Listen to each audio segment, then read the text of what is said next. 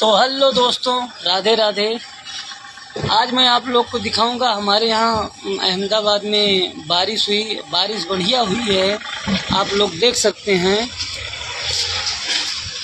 ये आप लोग देख लीजिए, हर जगह आपको पानी दिखाई देगा।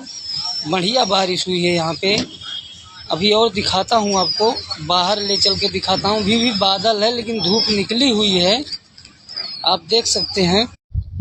ये देख लीजिए आप, बारिश अच्छी हुई है यहाँ अहमदाबाद में।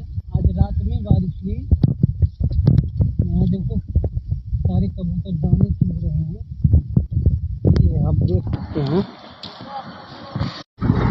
ये देख लीजिए दोस्तों, यहाँ के नाले नाली जितने हैं सब भर गए हैं पानी से। ये देखिए आप लोग, रोड के किनारे नया नाला बन रहा था। ये देखिए कहाँ कहाँ बारिश हुई है, आप लोग कमेंट करके बताना।